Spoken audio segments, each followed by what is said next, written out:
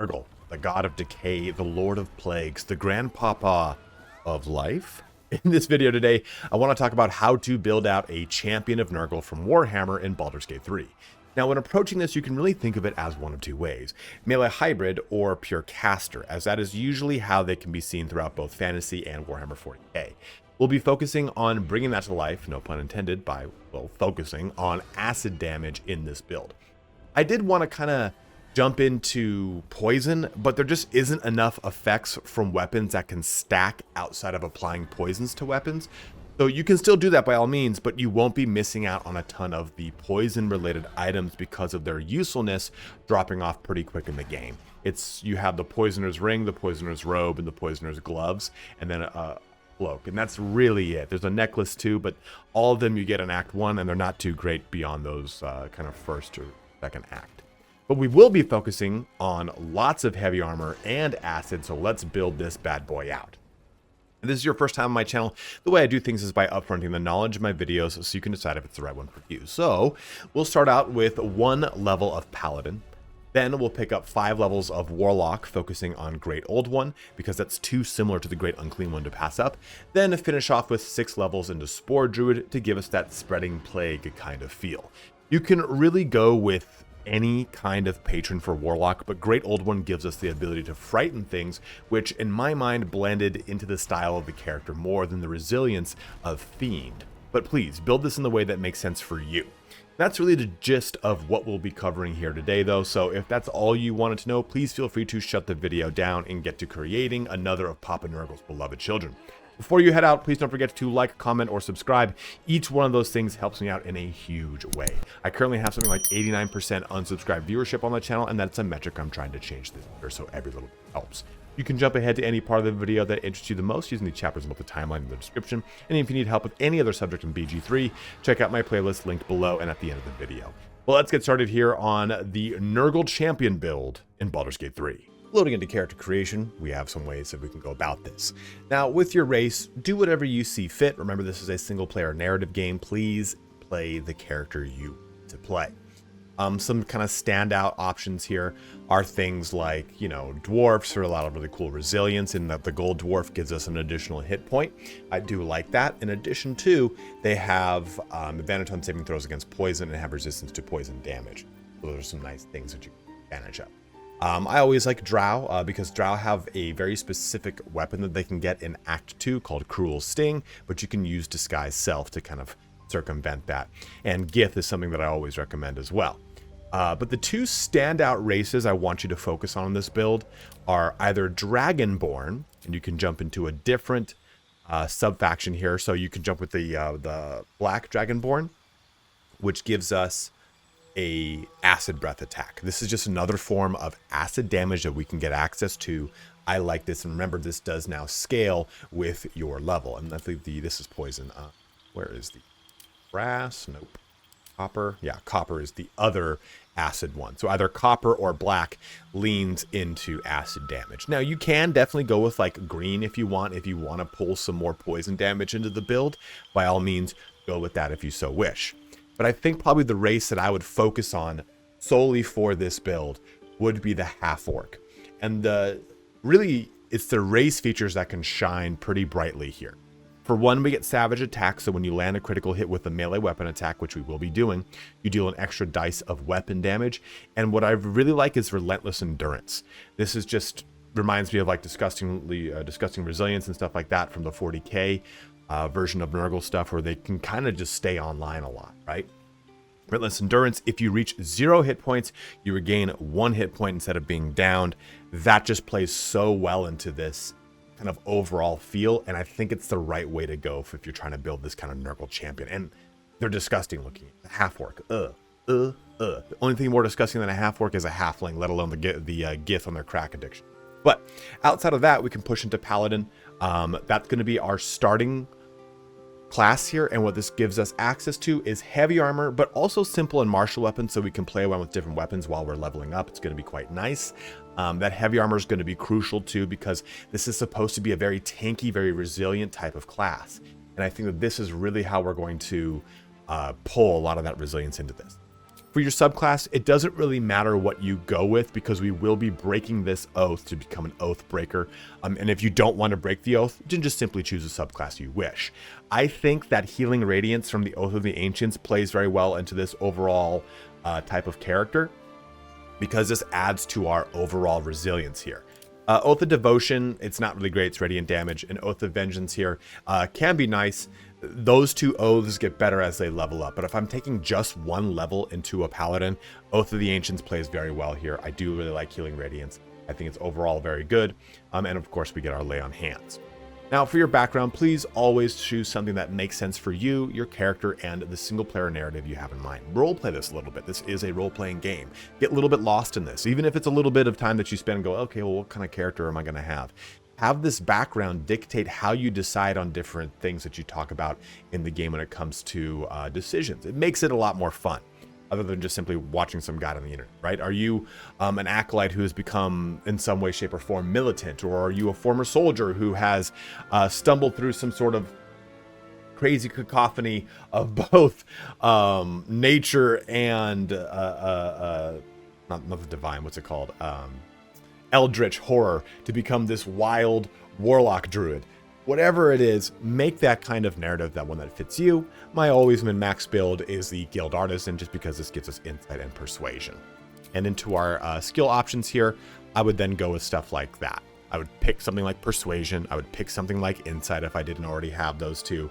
Outside of them, you can just go with something to like Athletics is fine for resisting and or doing push checks. Religion is cool from an actual what's it called standpoint. And I will say too, this is a very good Dark Urge build because you are, you know, Nurgle. I mean, I'm not Corn, but I don't doing anything. But nonetheless, here you can have a lot of fun with this. Medicine is there. I wouldn't go with it unless I'm actually going to use the medicine minigame in the game using the herbalism. This can help out with that. But outside of that, you'll very rarely ever use this. So we're just going to stick with what this is. But let's talk about our ability score. And abilities really, you can see that I've got 2 extra points. This is going to come down to 2 things. We want a high amount of wisdom and we want a high amount of charisma.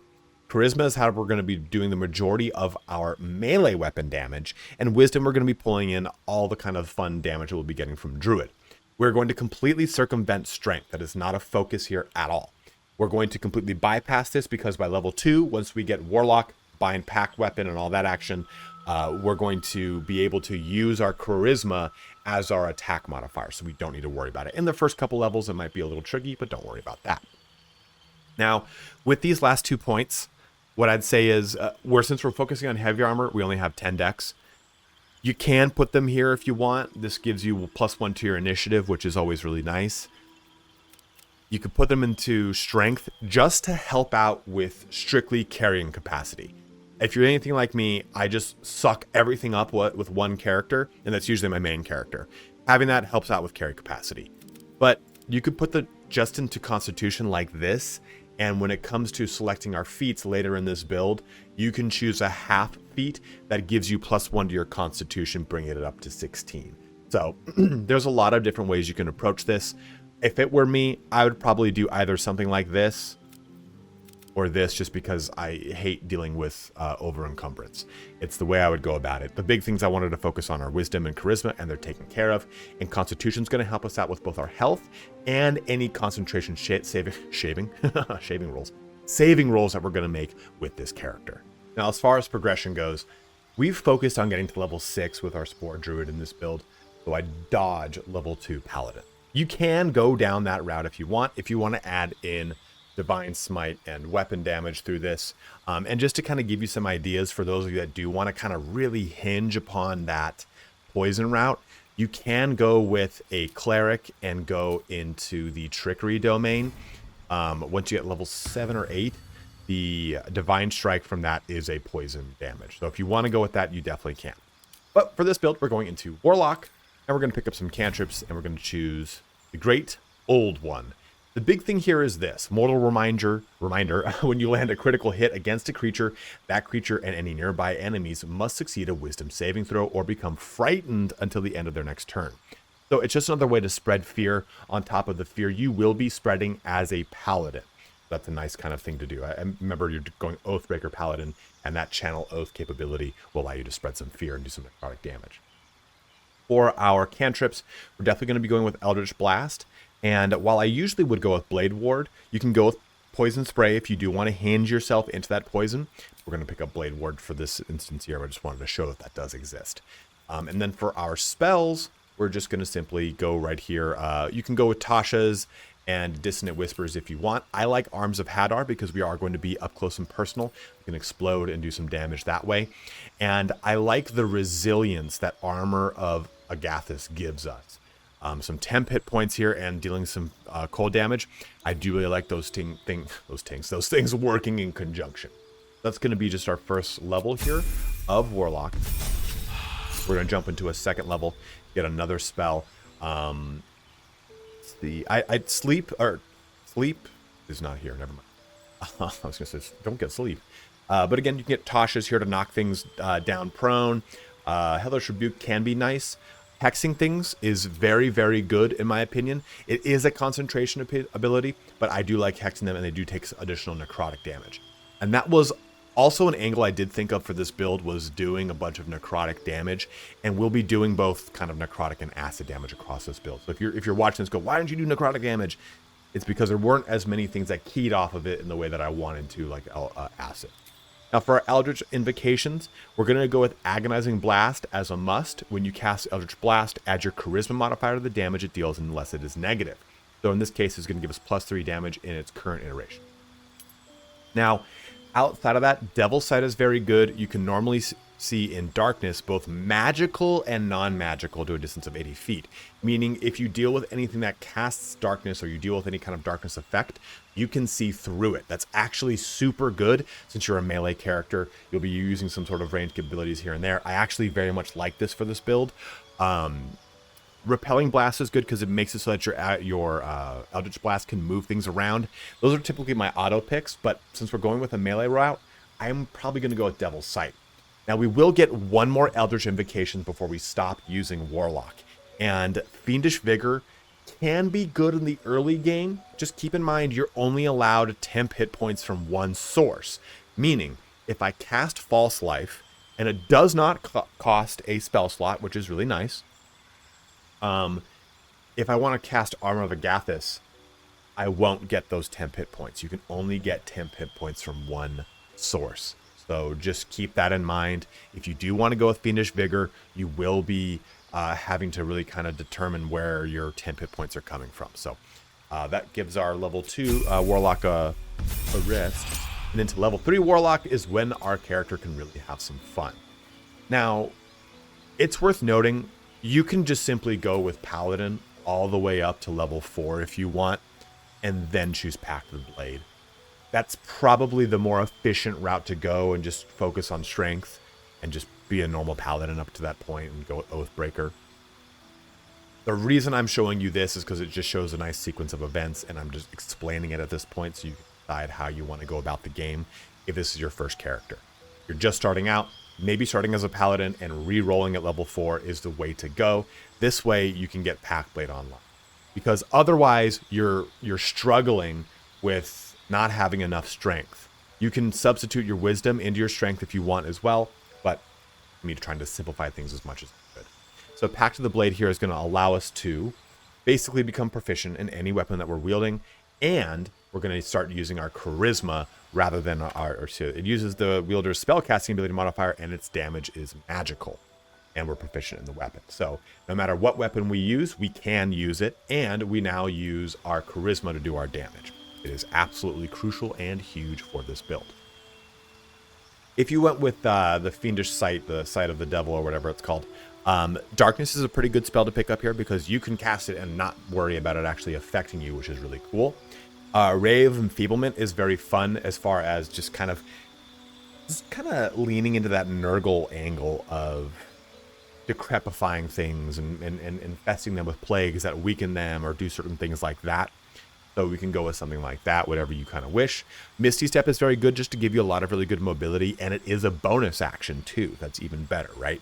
So I'd go with one of those 3 if you want to kind of stick with that general angle for the character. Let's pick up here another level into Warlock. And we're going to choose more cantrips. I'll just choose, I'll do Bone Chill for the necrotic damage, because whatever. And we'll do that Ray of Enfeeblement for just the thematics of it all. And now we get to choose our feat. So this is going to come down to a number of things.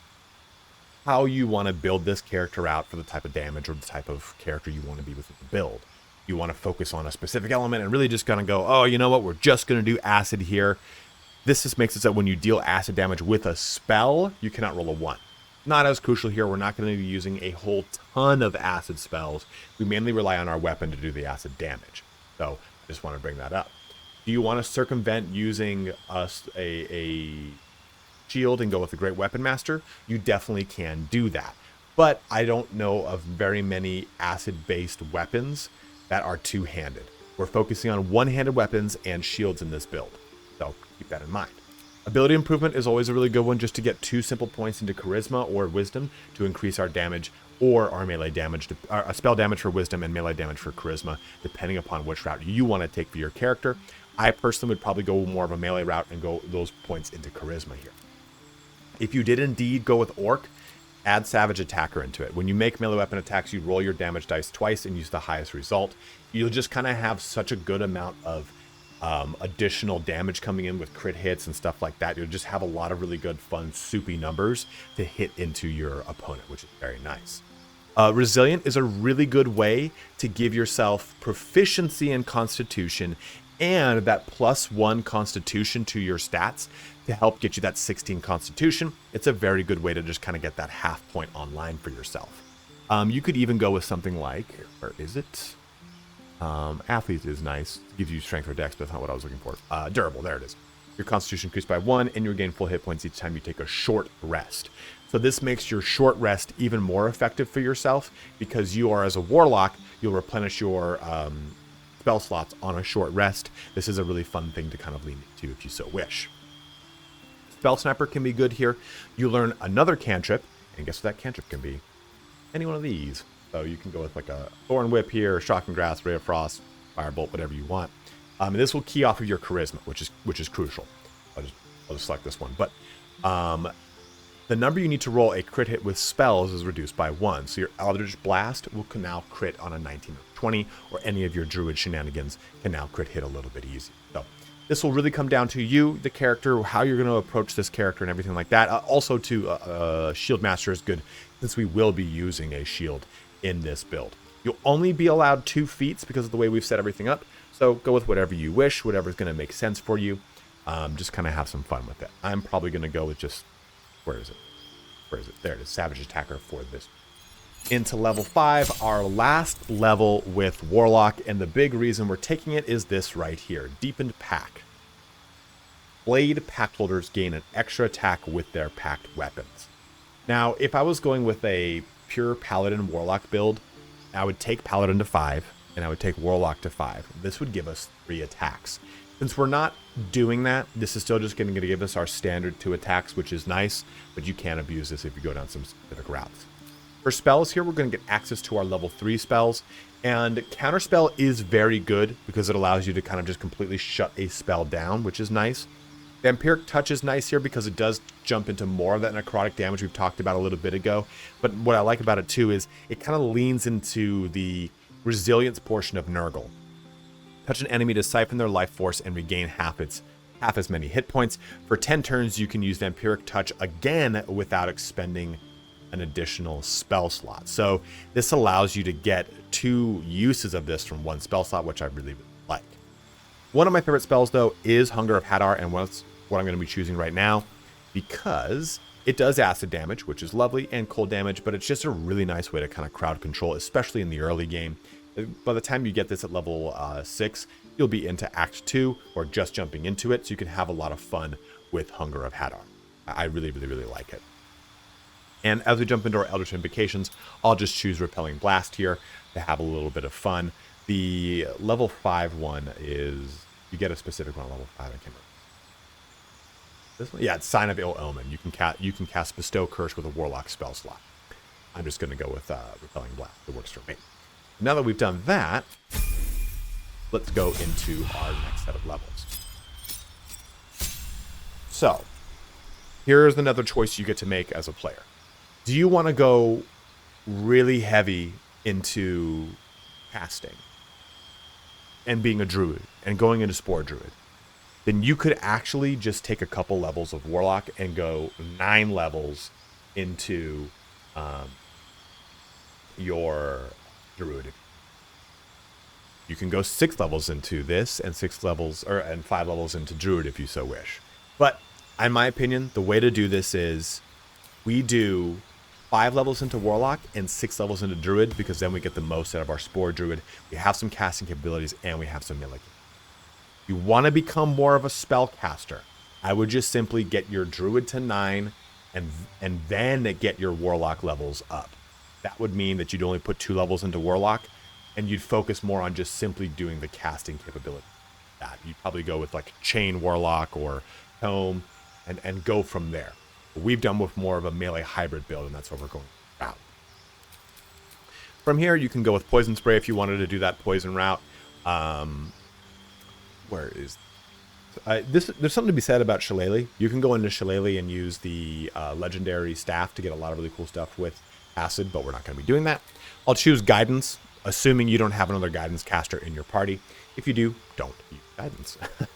As far as our spells go here, you can have some fun with this, right?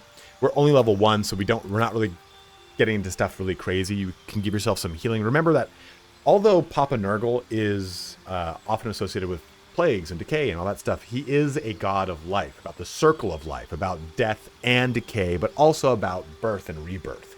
So healing actually does play into this way more than you would think off of looking at any other characters in Nurgle, anything.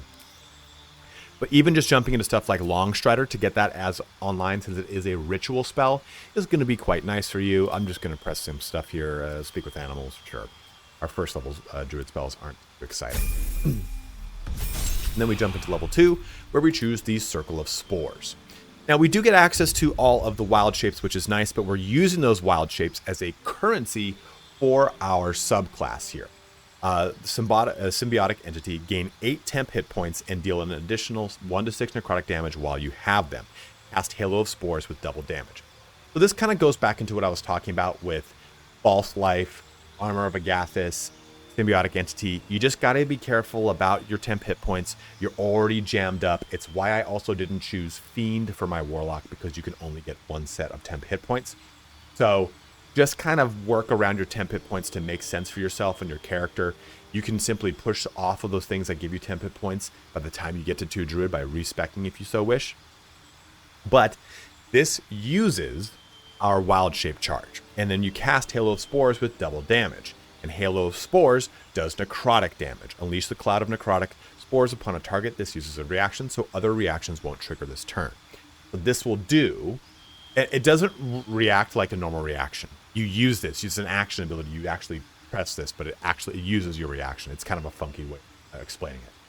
But if you use Hex on something, this adds additional damage, right? Hex does an additional 1d6 damage.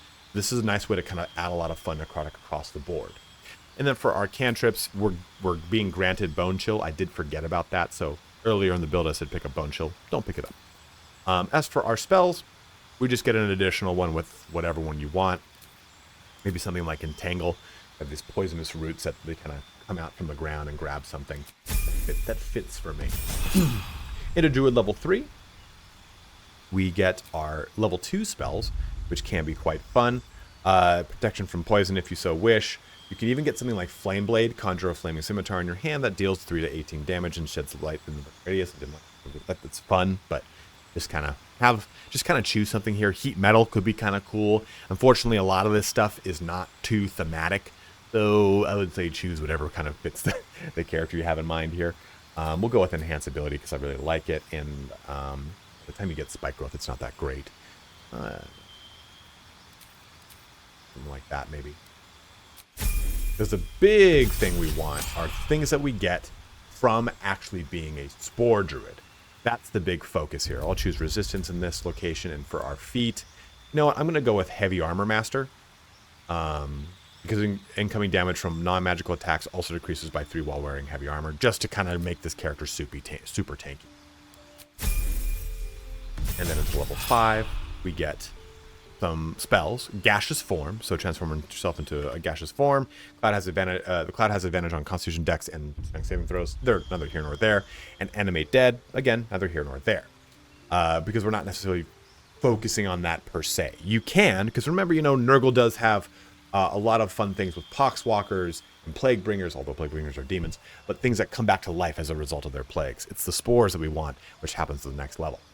Let's go with something like, kind of just stick with this, perhaps.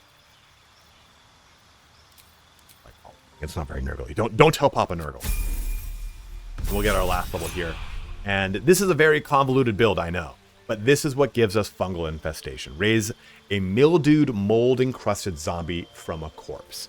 So we can now have some fun here with our level 6 Spore Druid and kind of create this army of little, not necessarily Nurglings in this case, but I guess more along the lines of Poxwalkers to do some damage for it. So this is our entire build, all kind of spread out. Choose the spells, again, that are going to make sense for you and complement the kind of play style this character or your other characters are doing. Remember, it's not just you in the party. You have 3 other characters. So make these spells work in conjunction with them. Before going into more details on our equipment and gear, I would say this is a build that, and this is my first build that I actually recommend this.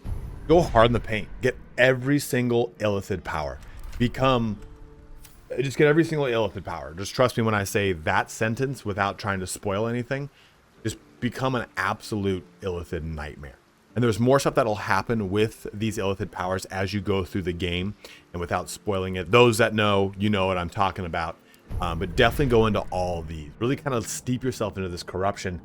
Not necessarily for acid damage or necrotic damage, but I think thematically it really works. Especially as we get into these locked ones, which again, I don't want to spoil, but I think really leaning into them is a really good call for this build in specific. Druid, Paladin, we've got all these abilities. Let's put them all together and talk about this really quick.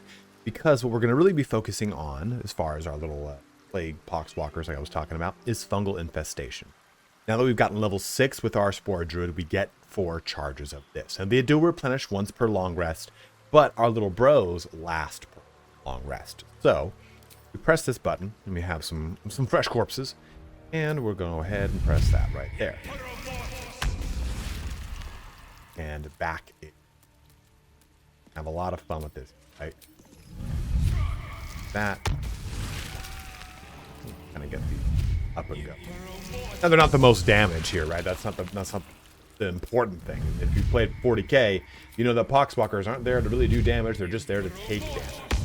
And you've got these fungal zombies, which have undead fortitude. So even though they've got 9 hit points, if someone were to do 105 damage to them, they still stick around. They'll come back to life with 1 hit point. And that's pretty fun. And we're going to talk about how we can make these more resistant with a headpiece in a little bit here. But that's what we'll be primarily doing with that fungal infestation. We've got these kind of surrounding us, acting as a little bit of a meat shield. And we also, though, get symbiotic entities. So now that we're at level 6, and we're not going to get this till the end of this whole entire build. It's why I said 10 hit points. You'll deal with them as you deal with them, because this is when this really comes online. Gain 24 10 hit points and deal an additional 1 to 6 necrotic damage while you have them.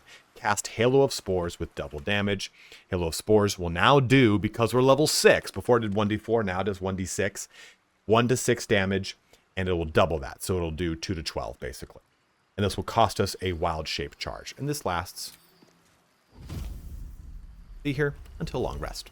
That's just online for us. We've got all this stuff going, but it doesn't even end there. We can still lay on hands if we want. It's 4 healings. Who cares? We don't need that. But we have Spiteful Suffering. The target takes 4 to 7 necrotic damage each turn, and attack rolls against it have advantage. This is very nice here, right? This gives us that free necrotic damage. It's very nice to just kind of lean into. And we've got Hex. Make your attacks deal an additional 1 to 6 necrotic damage to the target, and give it disadvantage on ability of your choosing. So this is a concentration ability, but it is a bonus action, so it's easy to get online. You don't really have to kind of you can use this at the end of everything, so you can have a lot of fun. Remember I said Halo Spores, even though it costs a reaction, it's an activatable. There it is right there. So we've got all this stuff, and you could even really, if you wanted to, you can still wild shape. for narrative purposes, right? You see little things where you need to, okay, I need to go get into that little hole. I can wild shape into it. That's actually a really fun thing to have the ability to take advantage of, which I actually really like. Also, to just any kind of necrotic damage you can lean into is going to be kind of nice here, right? Having Arms of Hadar, just do damage around you. Boom, explode, prevents targets from using reactions. 10 feet, just like this, we can just go ahead and explode. Or for every level, we do more necrotic damage. So you can really have some fun with just that ability right there. Hunger of Hadar 2 is going to do our acid damage, which we'll talk about in just a second once we get into our gear section. But being a druid too, we can swap any of those spells out that we saw. You know what? Actually, I really want to use that spell rather than this spell. You can do those things. You've got those capabilities. With the Warlock, though, you can't. You have to respec them. And as a Paladin, we're not to level 2, so we can't jump into any of the spells. So just to kind of show off some of that capability here. And last but not least is Pact of the Blade. You can summon a Pact, or you can take a current weapon and bind it. I'm going to take a current weapon and bind it. So we're using this flail. I'm only doing 6 to 18 damage. Let's go ahead and press this button. Now we're doing 10 to 22 because we're adding in our spell casting capability. And this flail is going to get even more disgusting once we jump into our gear discussion. So I just wanted to kind of talk about how all these things can come together, because you can have a lot of fun with them. And we can still even too have fun with Animate Dead, which I didn't showcase here. I've got an extra corpse somewhere, but I can go create a zombie or a skeleton, and the skeleton will do range combat for me. So you can really have some fun with this. You aren't necessarily a necromancer, right? And that wasn't the focus of this build, but I felt like not doing Spore Druid would be kind of a disservice to this type of build. Let's talk now about the gear and how we can really lean into a lot of these things. All right, let's have a discussion about gear. And the first thing I'm going to talk about is our weapon. So up until you get to Act 3, use whatever one-handed weapon makes sense for you. There's not a lot of acid dealing one-handed weapons in the game until you get into Act 3, and then they come from the sky. But if you want to just maybe go using a shield for a little bit, you can just use something simple like the Argument Solver. This is going to give you access to some poison damage. You can go with something like that. But since we can use our abilities to add necrotic damage into stuff, or we get the caustic band, which we'll talk about in a bit, we're just going to be doing acid damage no matter what. So have fun, use whatever one-handed weapon you find or want to lean into, because you'll be just fine. Even getting something like Handmaiden's Mace in Act 3 is great, because it just does poison damage and you natively do acid and necrotic. It does set your strength to 18 too, which is nice for carrying capacity purposes. But the two weapons you're going to focus on are either the Corrosive Flail, which natively just does, it's just a flail. And then it has this ability here, Corrosive Strike. Deal an additional acid damage equal to your proficiency bonus. On hit, create a pool of acid on the target that reduces armor class by 2. You can do those things. It's a good flail. I like it a lot. If you don't want to use that though, the best one I think though is Flail of the Ages. Elements of an Epoch. Depending on what kind of damage this weapon does, it also inflicts Acid Condition, Chilled Condition, or Burning Condition. And then we have Elemental Age. Those are the two things here, because this is going to inflict Acid Condition, which is cool, right? Reduces armor class by 2. And then Elemental Age. So give the Flail of Elemental Ages +1 bonus to attack rolls and an additional 1d4 acid, cold, or fire damage to its strikes depending on the elemental age embodied. So we press this button and we choose, we're going to go with Corrosive Age. This is just going to give us 1d4 additional acid damage. And look at this too. The blade can be unequipped and equipped again, but it has to stay on the spellcaster's person. So just make sure it's staying in your bag. It's a bonus action and it lasts. It shows it, but it lasts until a long rest. So this is just going to stay on us just like Symbiotic Entity does. So we get plenty of bonuses here that are stacking into our damage. Take a look at our weapon now.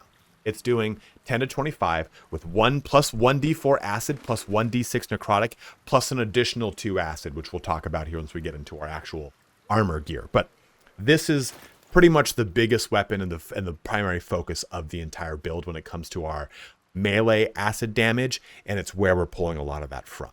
So now let's talk gear. And before we get into anything, there's one set of gloves I am missing, unfortunately, the Icarus gloves. When the wearer deals acid damage, they also inflict noxious fumes. target. And this is going to allow us to just, again, further kind of weaponize our capabilities, to use, what's this thing? Acid damage. And Noxious Fumes just makes it so that things in a 10-foot radius of the creature you hit, or hostile creatures in a radius of 10 feet, take 1d4 acid damage. So that's the only item I don't have. Just wanted to talk about it up front. Let's talk about the rest of this. And it's going to key off of some fun things. So Caustic Band here, your weapon attacks also deal 2 acid damage. So we're doing 1d4 plus 2 for having the Flail of Ages on. And then the Flesh Melter's Cloak, whenever a creature deals melee damage to the wearer, that creature takes 1 to 4 acid damage. Unfortunately, these two things won't work in conjunction because you are not using your weapon to do it. It's the other thing that's hitting you. But still, it's just a lot of acid damage being thrown around, and Noxious Fumes are going to trigger off that. Those are a glove thing that you're going to wear throughout the majority of the game until you get to Act 3. Now, there is one other item too here. Elemental Augmentation from the Necklace of Elemental Augmentation. When one of your cantrips deals acid, cold, fire, lightning, or thunder damage, add your spellcasting modifier to the damage dealt. So, as a perk, you can take Magic Initiate Wizard to get Acid Splash. And this is how you could lean into this necklace if you so wish. But I just wanted to showcase it here. If you wanted to take that route, you can take that perk. I totally forgot to talk about it, but nonetheless, that is an option for you. Outside of some other best in slot items here, we have the Legacy of the Masters. Gain a +2 bonus to attack and damage rolls with weapons, +1 saving throw. Blackguard Greaves. Gain Longstrider, +1 athletics. You can also use the Boots of Persistence, which give you Longstrider and freedom of movement. They're just very expensive. I also really like this chest piece. The Blackguard's Plate. All incoming damage reduced by 1, advantage on wisdom saving throws, disadvantage on stealth checks. I think I did it from a thematic standpoint. We've got 4 other types of chess pieces to talk about, so don't worry about it. The helmet that you'll be using very early in the game is the Helmet of Smiting. When you apply a condition with one of your smite spells, you gain 10 hit points equal to your charisma modifier. You'll swap this off quite quickly, right? Because we are already just chock full of additional 10 hit point routes. It's just a cool one to have very early. Game, you get it so early in Act 1 where you aren't jammed up with your 10 hit points. As far as our shield goes, Shield of the Undevout. Your foes have disadvantage on saving throws to resist your spells or actions that inflict fear, which we can do through our reaction as a Great Old One Warlock. So we have that. Also additional spell slot, you get another additional +1 spell slot. Use whatever shield you'd like because almost all of them are really, really good in this game. I just wanted to stick with this kind of fear-causing mechanic as well. And our other ring, we've got the Killer Sweetheart to just basically give us out some auto crit hits. Now our other items, though, I would probably eventually swap that headpiece off for something like the Circle of Bones, so that allies within 20 feet, allied undead within 20 feet are resistant to bludgeoning, slashing, and piercing damage, meaning they take half damage. This is a very good headpiece for this. Also, just simply something like the Flawed Helldusk helmet, or even the Grimskull helmet, just to give you some auto defense against crit hits. Those are all really, really, really good helmets that you can use, and you get very early in the game. All 3 of the helmets I've just mentioned are all before the midpoint of Act 2. You'll get them super quick. So go with kind of whatever makes sense for you and your character. I think this is probably a pretty good one if you want to lean into the summoning side of things. And another helmet you can go with that does lean very heavily into the defensive capabilities of this build is you get at the end of the game pretty much is the Helm of Baldur. The helmet heals you for 2 hit points. You have +1 bonus to armor class and saving throws. You can't be stunned, and attackers can't land crit hits on fire. So it just very much is that kind of Nurgly resilient style of helmet. If you don't want to buff up your undead, it's definitely probably the way to go for just kind of pure combat purposes. But I just wanted to talk about those as well. As far as some of our neck pieces go, the Spellcrux Amulet is really good just for spell slot restoration. The Spectator Eyes, which is you'll get in Act 1, gives us Ray of Fear and Wounding Ray, just very kind of thematic with our build. And defensively speaking, the Amulet of the Harpers gives us advantage on Wiz saving throws, but also gives us shield as a reaction, which is nice. Remember though, you only have 1 reaction per turn, so mind. As far as our chess pieces go, don't ignore there. Very early, you'll get the Poisoner's Robe. You can use it if you want, and you want to lean into poison damage, and maybe you don't want to use heavy armor at all in this build. I just am bringing it up so that you know it exists. There are 2 other Poisoner items that go along with it, but it's there. You can do it if you want. But even something early like the Adamantine, this is the scale mail, the medium armor, but the heavy armor version of this is very good because it's magical plate and all incoming damage is actually reduced by 2 with that plate. And the reeling lasts for 3 turns, and attackers can't land crit hits on the wearer. It's a super solid set of armor that you're going to get very early in the game, and it's probably going to last you throughout the entirety of Act 2, when you can get, at the end of it, the Reaper's Embrace. All incoming damage reduced by 2. When activated, you can't be moved against your will by any spell or action, but have disadvantage on dex saving throws. And Howl of the Dead. Let out a bone-chilling howl that numbs all nearby creatures. Their movement is halved. The spellcaster has advantage on attack rolls against the affected entities. So I think probably like this is kind of like more quote-unquote best in slot. I just kind of like the look of the Blackguard's plate. This is also very Nurgle-y looking as well. You can kind of look at all those things together. As far as our gloves go, the Blackguard's gauntlets are actually quite good. Strength saving throw, +1 attack if you don't want to get the Legacy of the Masters.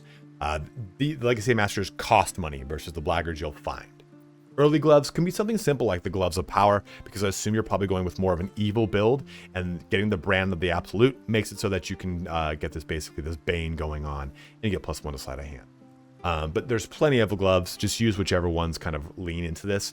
Like I said, the ones that you probably want are those Icarus gloves, which you'll get those Noxious Fumes online for, but you'll use those for the majority of Act 1 and 2. For your cloaks, again, we've got the Flesh Melter, but you can use the Cloak of Elemental Absorption if you want to stick with that. Take half damage from the next elemental attack targeting you. Deal an additional 1d6 of that elemental type on your next attack. So you can do even more acid damage on the chance someone uses acid towards you, which is not going to be often. For rings, we have Ring of Regeneration, just a kind of lean heavier into that Nurgle regenerative capabilities, and the Ring of Exalted Marrow to give us an ability to command undead, and Ghoulish Touch is just an additional form of necrotic damage and paralyzing the target, which is boots here for disintegrating Nightwalkers, because it's a really nice way to just can't be enwebbed, entangled, or ensnared, and you get Misty Step. And 2, just to showcase another shield, you have the Adamantine Shield, which you can also get instead of another piece of Adamantine armor or weapon. It's a very, very good shield. But by the time you get it, there's so many shields that you'll be able to replace it with. It's kind of hard to, you get pretty jammed up. Also, too, when it comes to gear, just any kind of acid anything, right? Acid vials, arrow of acid, all those things are going to be very beneficial to this build, so feel free to lean into them. Let's jump into some combat and show off how this can happen and how it can all kind of come together. Now, I'm going to go ahead and skip through Will's turn to jump to my turn, but I want to show how having these little zombies, these fungal zombies around, can actually help me out. Because these zombies have, they have undead ward. So this makes it so they're resistant to bludgeoning, slashing, and piercing because of the helmet I'm wearing. We talked about that earlier. And remember, if they take 100 damage, they'll still come back to life with 1 health. One thing we have not talked about with these zombies, we'll see on their actual turn, is that they actually have the ability, all right, well, for that, they actually have the ability to hurt things and make it so that they come back as zombies. I'm just going to get him out of here in case there's any kind of tomfoolery that happens with what I'm going to talk about. We'll end that turn. Okay, sometimes, if it's not in range, it's going to... they're not going to have to deal with being in range. Right? They're not going to have to disengage. They're not going to have to push it away, whatever it is. So my zombies weren't in range in that instance. Even right here, they're going to try to throw, knock all 3 of them down, myself included, actually, which is going to mess up my entire video. And I'm trying to mask how angry I am about it, but I'm just going to go ahead and push through. So what we can see now is we have a lot of things that we can do in this instance. I can go ahead and cast Arms of Hadar and explode, doing 2 to 12, or amp this bad boy up and do 4 to 24 necrotic damage. I can go ahead and use my reaction and do Halo of Spores. I can go ahead and use Hex here, so make your attacks deal an additional 1 to 6 necrotic damage. So let's go ahead and do this. This guy's got Charisma, right? And Spiteful Suffering, let's go ahead and use that on him. We get lucky? We did. It's not like I recorded this before and it didn't go through, but it's neither here nor there. That cost us one of our actions, right? Because that was an action ability. But we can go ahead and use Halo of Spores here, which is a reaction. So we'll cast that. That went through. That did 5 and 2 damage, which is nice. And we can go ahead and then use like a hex, right? So make your attacks deal an additional 1 to 6. So let's go ahead and do... let's just do... We could have... I messed up kind of the order of events here on casting all this. But now we can come around. We're doing advantage because of Spiteful Suffering, right? We're doing additional damage in general because of both Hex and Spiteful and everything in general. So we can have a lot of fun with this. Or I can just simply just cast Arms of Hadar, do a little bit of damage. If something's far away from me, I can Thorn Whip them into me. There's just a lot of stuff that you can do. If someone's at range, I can go ahead and use Eldritch Blast. We've got tons of stuff that we can really kind of fit into anything. Let's go ahead and do this. Oh, just to show the juicy damage you can do. So, receive condition acid, so his AC was reduced by 2. We got lucky and got a crit on that bludgeoning damage. We did 9 with that AC damage. So as we can see, the elemental weapon and malefic excretion gives us that additional 9. And then we have a 19 necrotic. The symbiotic entity gave us some additional damage. Hex gave us that additional damage all across the board. And then we have the charisma modifiers in there. We're doing lots of good damage. So let's go ahead and do this again. We'll probably one-shot him. Then a 11, 12, 5. So just to give you an idea of how real punchy this character can be, while also being very tanky. I can just sit here and take pretty much any amount of damage these characters around us are going to dish out. And then I use my little bros. Let's have some fun. I don't think I can really... Fortunately, I probably should have kept him alive to show something. Yeah, I can't really... Angela, but... Yeah, we don't have any actual actions to do anything. But we'll jump over here. Yeah, we're out of action here. I'm going to surround this target. And I can't show this off like I want to, but this is their attack. Slam. Hit a target with your bare fist and infect it with Crawling Gnaw. Constructs, elementals, oozes, plants, undead, and members of your adventuring party can't be infected. But look at that. If the affected entity dies before the infection wears off, it will temporarily rise again as a zombie. I don't know. Maybe we'll try it. Okay, so we hit there for 14. And it's Karlach's turn. Maybe we can get kind of spicy with this. Karlach's a beast. Let me see. Don't mind Roman, my dog, scratching his back.